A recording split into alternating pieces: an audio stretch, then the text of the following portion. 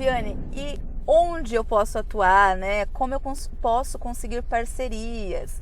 Aí eu trago para vocês o seguinte: vocês podem atuar em bancos, nos judiciais, e você pode conseguir parcerias também com escritórios de advocacia. Advocacia, principalmente os advogados especialistas em direito de propriedade, em direito nessa parte imobiliária, né? Então, entrando em contato, por vezes até mesmo em contato, né, com as OAB, e você se inserindo nesse meio, que hoje ainda tem muitos corretores atuando e está tudo bem, mas eles nunca vão poder fazer laudos, pelo menos até o momento, né?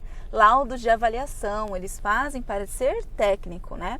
Então, nós, enquanto engenheiros e arquitetos, precisamos saber que os únicos habilitados pela norma de avaliação parte 1 e parte 2 para fazer laudos somos nós. Então, é uma área exclusiva nossa. E um laudo diante de um parecer técnico, ele tem muito mais força técnica. Então, apresentando isso aí para o pessoal do direito, acaba tomando uma força de parceria. Outro sentido também que vocês podem buscar parcerias é trabalhando carteira em relação a escritórios de contabilidade. Escritórios de contabilidade, principalmente os maiores, eles atuam como, muitas vezes, fazer levantamento do capital social dos seus clientes. E para uma empresa que possui bens, por exemplo, ela vai precisar ter avaliação para fazer levantamento do capital social. E nisso entra também o avaliador e os escritórios contábeis terem conhecimento de quem faz boas avaliações, excelentes avaliações, né? Que não vai trazer prejuízos ali para o próprio escritório te indicar. E, além disso, tem aí as licitações gerais, por exemplo, as licitações que estão abertas, como em Minas Gerais, no Rio Grande do Sul e no Piauí, que são licitações ligadas a órgãos públicos, a ministérios públicos ou secretarias, onde vocês podem, fazendo o cadastro, aí você pode atuar também e participar dessas licitações, né? E muitas delas trazem os contratos também. Então, são possibilidades que você tem para desvendar esses olhos aí, para tirar esse óculos escuro e poder enxergar onde mais você pode atuar, onde a fila aí de trabalho não está grande como na busca de projetos, para você estar logo aí na linha de chegada. Que é uma vistoria SBPE, uma vistoria de acompanhamento de obra, de uma obra de um porte um pouco maior, então que a gente considera de uma linha SBPE, tá? Então, vem comigo que eu vou mostrar para você.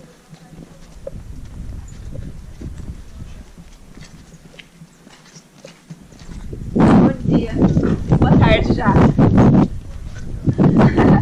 Aqui a gente tem uma vaga para duas garagens, né? 2 vagas de garagem, o que já começa a dar algumas demonstrações do que seriam as variáveis caso você fosse avaliar este imóvel. Vocês podem perceber, eu quero que vocês percebam a diferença do padrão, né? Quando a gente está falando de padrão, a gente tem o baixo, o normal alto e o alto, né? Então, o que eu sempre digo, os de padrão normal alto, eles já começam a ter ambientes menos conjugados, ambientes mais amplos e confortáveis. E é o que acontece, por exemplo, com essa obra. Que em algum momento ela teve um projeto, teve os seus documentos apresentados, teve o seu orçamento apresentado, seu alvará de construção, e agora está na fase de execução, onde os avaliadores e vistoriadores passam para verificar o andamento da obra, fazem as medições, liberam a porcentagem, né? Autoriza qual é a porcentagem que pode ser liberada do dinheiro para continuar construindo a obra financiada. Então, quando a gente chega numa vistoria, né, de um acompanhamento de obra, que é uma atividade que você pode se habilitar junto quando você vai se credenciar em bancos também, você precisa verificar, além dos documentos, todas as questões de execução mesmo, né? Então, você, como engenheiro e arquiteto, não é o responsável aí pela obra, mas você é responsável pela porcentagem que vai ser liberada da medição. Então, o que a gente sempre observa muito são as vergas e contra-vergas, se estão atendendo a norma, se estão passando pelo menos 20 centímetros, né, de cada lado, se está sendo executada conforme as normas técnicas, né, da engenharia, da arquitetura. E a gente verifica também que etapa está da passagem está na etapa da passar nossas tubulações, né? Geralmente uma dica que eu dou para você que constrói na parte de fiação, deixa essa parte para passar só no final de tudo, porque é muito comum, né, roubarem as fiações das obras. Então, você que constrói ou está pensando em construir, toma cuidado com isso, tá? E tem algumas obras até que acabam deixando as portas abertas para evitar que sejam arrombadas, para não tirar materiais da obra, né? Que é muito comum. Então, aqui já está provavelmente entre a quarta, quinta etapa. Obras maiores têm um cronograma mais avançado, maior, né? Então, nesses cronogramas já é prevista a quantidade de vistorias que vai ter. Se o cronograma do orçamento possui 7 etapas, 8 etapas, vai ser essa mesma quantidade de vistorias que vai ser realizada, geralmente um espaçamento de uma por mês, mais ou menos, tá? Mas, caso não esteja executada dentro daquele cronograma, o vistoriador aí, o avaliador que está passando na obra, ele vai verificar e falar, opa, aqui precisa ser readequado o cronograma. E aí é solicitado uma readequação de cronograma. Mas qual é o problema disso? O problema disso é que o cliente geralmente tem um custo, porque aí ele precisa solicitar uma readequação de cronograma. Você, como responsável técnico, pode ser que tenha que cobrar, né, do cliente isso, mas é uma cobrança aí surpresinha para o cliente, então não soa muito bem. Além disso, o cliente também tem que pagar, geralmente na instituição bancária, a taxa, né, para uma nova vistoria, uma vistoria extra, ou então, se não for aí no final do cronograma, for no meio do cronograma um atraso de obra, ele precisa pagar para ser reanalisado o cronograma dele. Então tudo gera prejuízo financeiro, né? Além de uma obra que pode correr o risco, não é o caso dessa, mas de estar ali com a documentação incompatível e ser travada, ser bloqueada, e aí todos estarem ali precisando receber, né? E às vezes, inclusive, você. Então, aqui é uma obra que está em andamento, ela não tinha grandes observações no laudo dela anterior, da medição anterior, então ela não tinha nenhuma observação, nenhuma situação de bloqueio, ela já vinha da etapa anterior com uma porcentagem de 38% dela concluída, né? O que acontece também é que algumas obras são financiadas, algumas obras assim de grande porte, elas são financiadas o restante da obra. Às vezes a pessoa começa a construir e depois falta o dinheiro, ela resolve financiar o restante.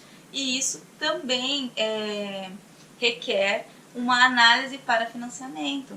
Então, são tudo isso que eu estou citando para vocês, são formas de vocês atuarem no mercado, né? Acompanhando a execução, mas ao mesmo tempo fazendo os laudos de avaliação, liberando medições e podendo conciliar todas essas atividades, agregando valor e aumentando, né, o faturamento de vocês e podendo se destacar no mercado. Além de ser avaliador, responsável por liberação das medições, fazendo os seus projetos e tendo aí mais autoridade no mercado. Então, aqui não tem... Quando a gente está falando de obras que não são...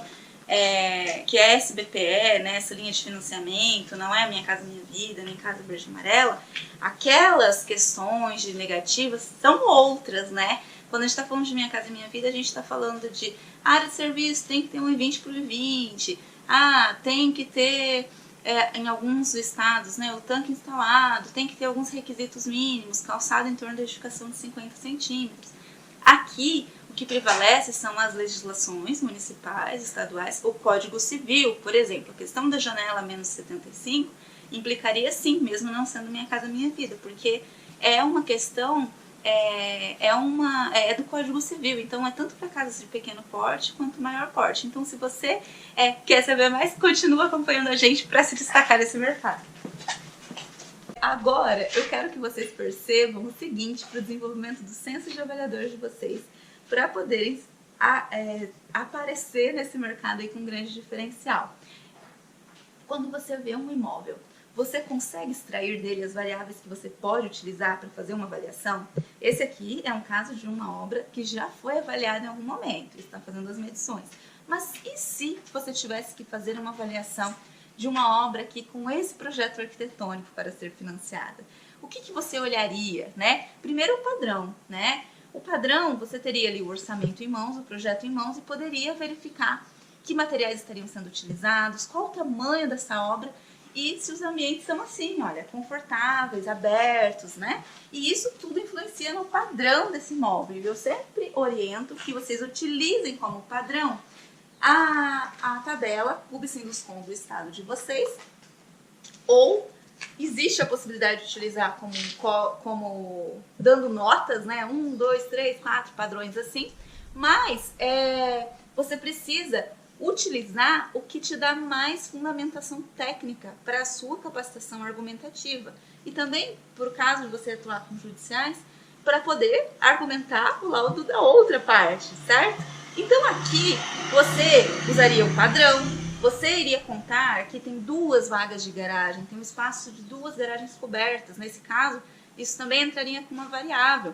Outra coisa é que tem 2 pavimentos aqui, né? Então aqui você já poderia considerar com 2 pavimentos. Aqui também o pé direito, ele não é uma variável, né? Essa altura, mas ele acaba o quê? Estando refletido muito no padrão do imóvel, né? Imóveis de padrão inferior não possuem um pé direito alto assim, né? São sempre ambientes mais apertados. Aqui também a gente consideraria número de suítes, número de quartos, conservação a gente consideraria como se novo estivesse, né? No caso de ainda estar na planta. E agora vamos dar uma olhada aqui em cima.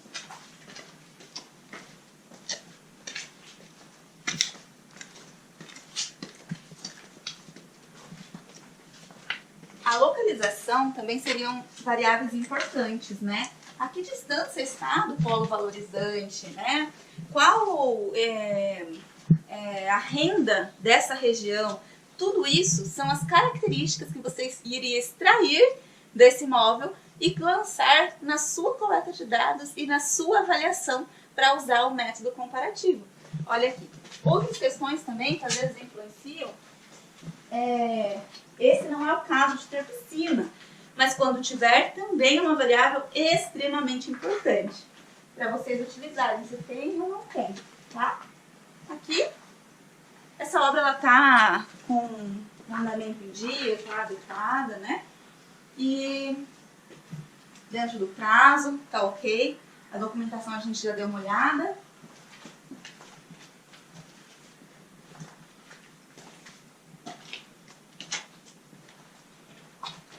E tá uma obra limpa, vocês percebem?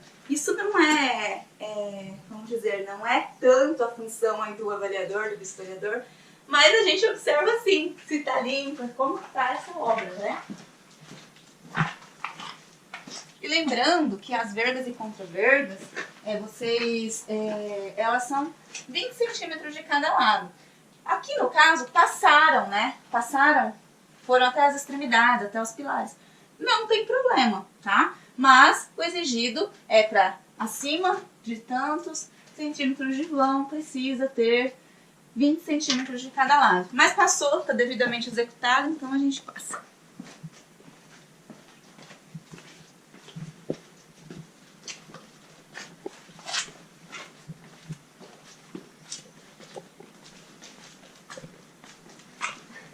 Agora vamos almoçar que eu tô com fome. Ele gravou cachorro? Tchau, tchau. Aqui se trata de um imóvel usado para venda. Então, nós vamos verificar como estão as condições do imóvel. Nesse caso, a gente vai precisar verificar qual é o estado de conservação também, se tem manchas, tem fissura. Essas são as principais coisas, tá? Para uma vistoria desse tipo. Mas, olhando aqui, o que a gente já consegue ver? Vocês olhando aqui comigo, nessa região. a gente já consegue visualizar que temos um corpo principal da edificação e nós temos uma parte que é de uma área de padrão diferente. Por que uma área de padrão diferente? Nós ainda não vimos lá dentro, nós vamos entrar, mas aqui já dá para ver que a gente tem um madeiramento aparente, uma telha de fibrocimento, sem laje. Se lá dentro tiver forro ou laje, já é uma área de padrão diferente, tá? E aqui é uma grande novela, essa questão da janela, né? Porque vocês vão ver aqui, olha, temos uma janela a menos 75, a bendita janela. Só que, Viviane, é um imóvel usado, e aí o Código Civil ainda pede para ter o espaçamento de 75 centímetros?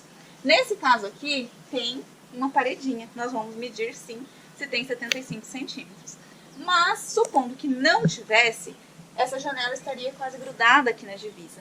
E aí, o Código Civil diz o seguinte, que para imóveis usados, tem a lei, tem a parte que fala da lei de 1 ano e 1 dia. Ou seja, se o imóvel estiver há 1 ano e 1 dia comprovadamente construído, sem que até então nenhum vizinho, ninguém tenha reclamado questão da privacidade, né, por não ter uma parede de antidevassa e tudo mais, passa. Caso contrário, não.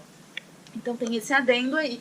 Mas aqui nós vamos só medir se essa parte aqui tem 75 centímetros, que se tiver já fica tranquilo. Caso não tenha 75 centímetros, nós vamos precisar verificar a questão do 1 ano e 1 dia, tá? Tem parede dupla também, então, ok, vamos lá. A questão, outra coisa bem importante, esse daqui é um imóvel que dá para vocês aprenderem bastante. Essa telha de fibrocimento é o seguinte, quando a gente fala de telha de fibrocimento em imóvel usado, você pode ter a telha de fibrocimento no imóvel usado, desde que, se tiver laje, tudo bem. Agora, se tiver forro ali dentro, o que vai acontecer? Além da depreciação do imóvel como um todo, pelo seu estado de uso, né? Além disso, você ainda precisa aplicar uma depreciação se tiver fibrocimento com forro de PVC, ou forro de madeira, ou sem forro. Por quê? Para imóvel usado é permitido desde que no final da avaliação você aplique um desconto, que nós avaliadores chamamos de deságio. Então é permitido telha de fibrocimento sem laje em imóveis usados, desde que aplicado um deságio no final da valoração, tá? Então vem comigo para a gente dar uma olhada como que é essa parte da cobertura. Aqui, provavelmente, não é uma área averbada, até porque a metragem averbada, ela está constando só essa área da edificação. Então, o que a gente vai fazer? A gente vai medir essa área aqui, Viviane, mas tem alguns lugares, alguns setores que falam que não precisa medir. Tudo bem, não precisa, mas você precisa fazer um trabalho sentindo que você está confiando no que você está fazendo, certo? Em último caso, assim, esqueceu a trena, não tem como, aí vocês contem os pisos, né? Aí você conta 45 centímetros, 50 centímetros, 45, quantos pisos tem? E aí vocês tiram uma média, tá?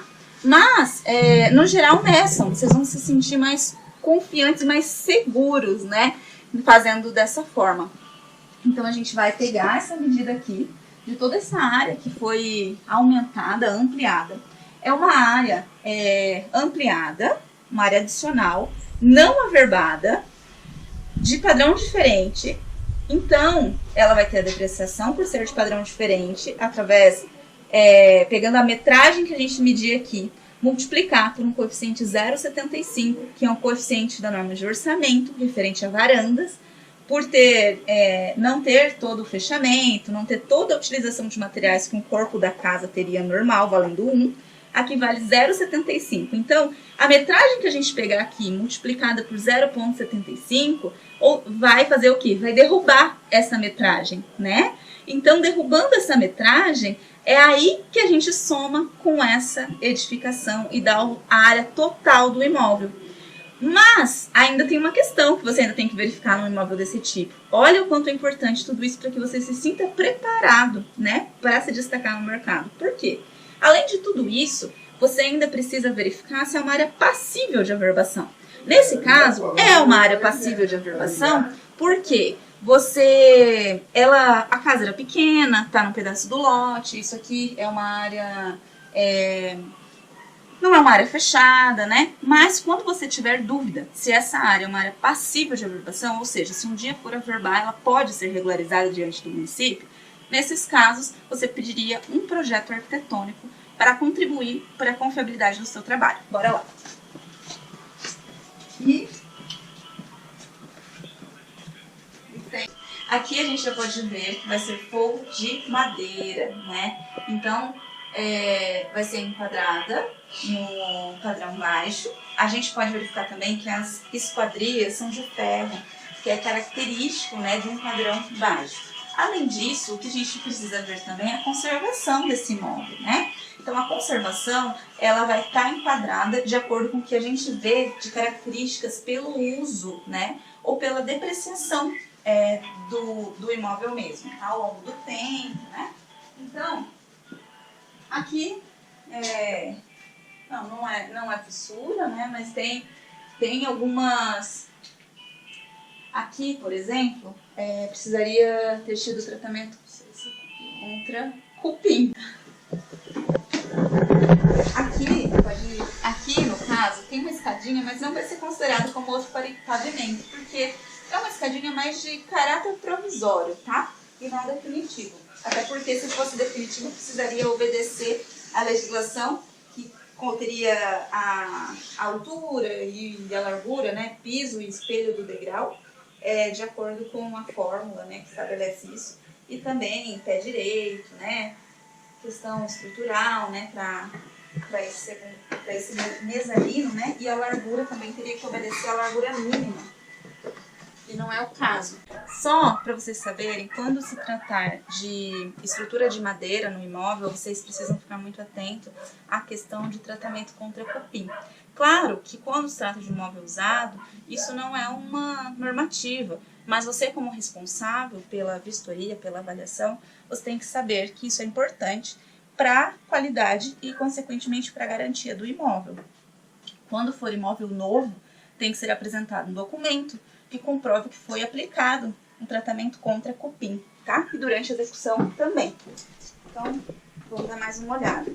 Esse caso aqui, provavelmente vai se enquadrar em uma conservação como necessitando de reparo simples, né? Até então, né? Se a gente não encontra mais alguma coisa de reparos importantes, mas a princípio seria mais reparo simples.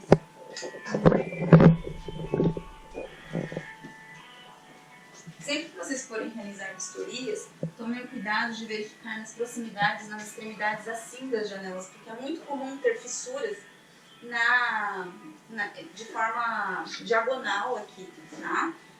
E muitas vezes causadas pela ausência de verdes, contraverdes, né? Mas não é o caso aqui, tá? Vejam também na questão de paredes de divisa com áreas molhadas, que essas paredes, as paredes que mais tendem a ter umidade são essas paredes e as paredes externas, né? Quando não tiver o devido beiral, ou pingadeiras. Mas isso, apesar de não ser, você não está fazendo um laudo de manifestações patológicas, mas você passou no local e quando você é avaliador de bancos, por exemplo, você também dá o parecer de aprovação e negação daquele imóvel para fins de financiamento ou fins de garantia. E nesse caso, o seu parecer é importante porque ele pode acarretar a aprovação ou a negação, dependendo do que você encontrar no local. Por exemplo, se a gente vê manchas de umidade, se a gente vê muitas trincas, fissuras, rachaduras, isso vai implicar sim na aprovação ou negação desse imóvel, tá? Então, a princípio, ok. Então agora a gente vai coletar a medida ali de fora para depois calcular no escritório a área de padrão diferente. Aí.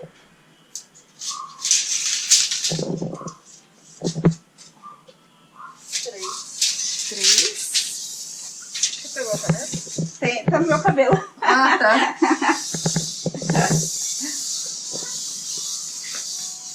Vai acabar. Não quer puxar até... Não, vai dar quase aqui, ó. Aí.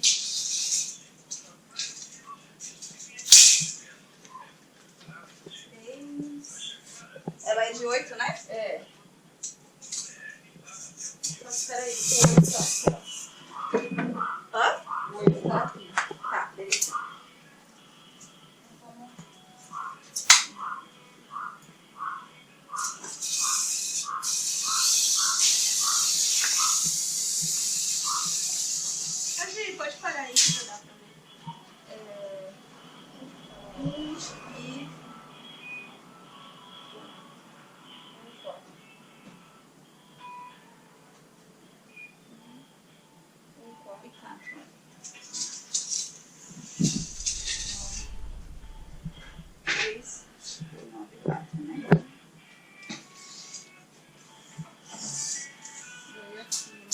Olha, aqui, o que a gente faz? A gente coloca um croquisinho, 3 por 9,4 metros, tá?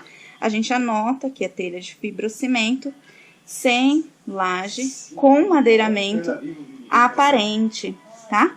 E agora a gente vai fazer aqui, tem uma extensão aqui também, da mesma forma, a gente vai pegar esse retângulo agora, tá?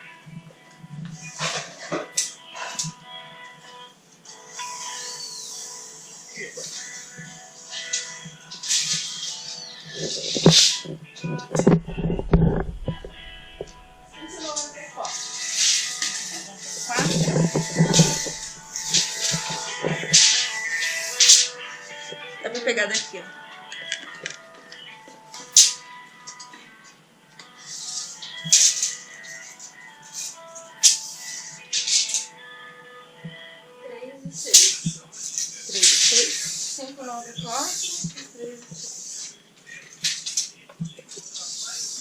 Então, gente, o que acontece num caso como esse?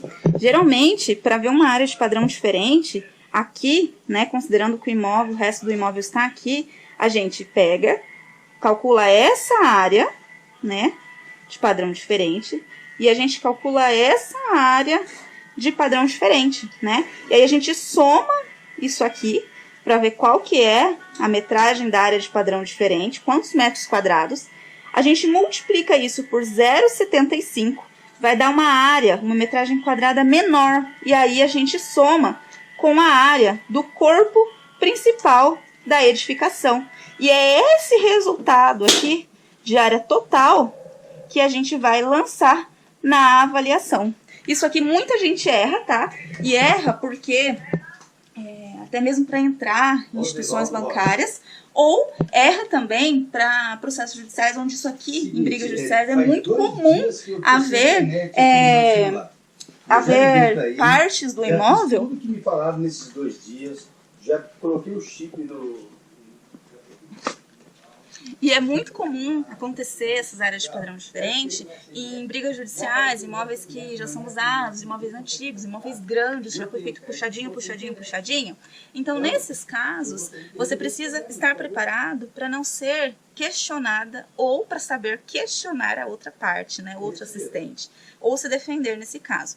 E em questões de credenciamento, isso é um erro bastante grande que impede a sua habilitação e você poder aí aumentar o seu faturamento e ter um contrato de 5 anos.